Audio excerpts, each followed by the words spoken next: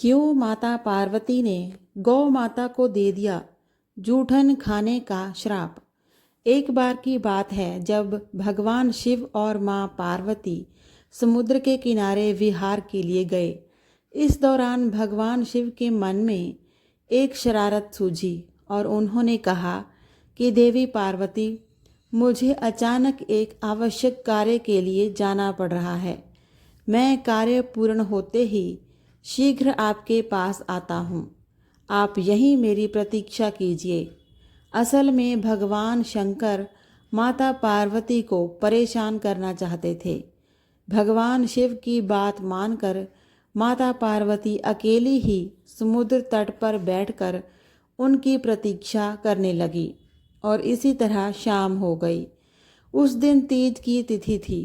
जब रात तक शिव जी नहीं लौटे तो माँ पार्वती ने समुद्र तट पर ही रेत की शिवलिंग का निर्माण किया और आसपास उपलब्ध पूजन सामग्री से शिव जी की रात भर निर्जल और निराहार उपासना की और व्रत संपन्न किया। भगवान शिव वहाँ सूक्ष्म रूप में पहले से ही विराजमान थे और वो सभी गतिविधियों को निहार रहे थे। सुबह होते ही माँ पार्वती से समुद्र में रेत की शिवलिंग और पूजन सामग्री को विसर्जित कर दिया।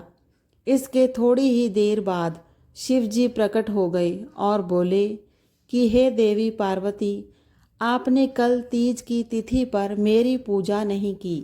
पार्वती जी ने कहा, भगवान, मैंने आपकी पूजा की है और सभी सामग्री विसर्जित की है।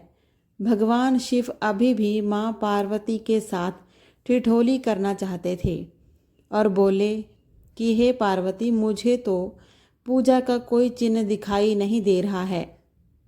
अगर आपने पूजा की है तो उसका प्रमाण दीजिए।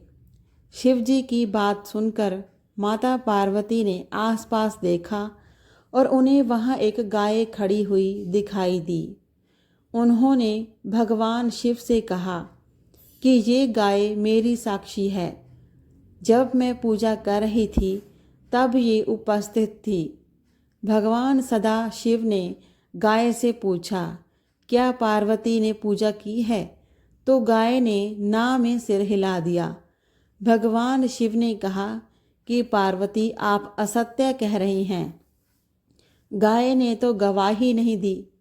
भगवान शिव के सामने स्वयं को अकारण झूठा साबित होना माँ पार्वती जी को सहन नहीं हुआ और उन्होंने उसी वक्त गाय को श्राप दिया कि तू दिव्य जन्मा है, जगत कल्याण के लिए प्रकट हुई है, इसीलिए जनहित के लिए तेरे गुण यथावत रहेंगे, किंतु जिस मुख से तुमने ये झूठी गवाही दी है उसे दंड भुगतना पड़ेगा।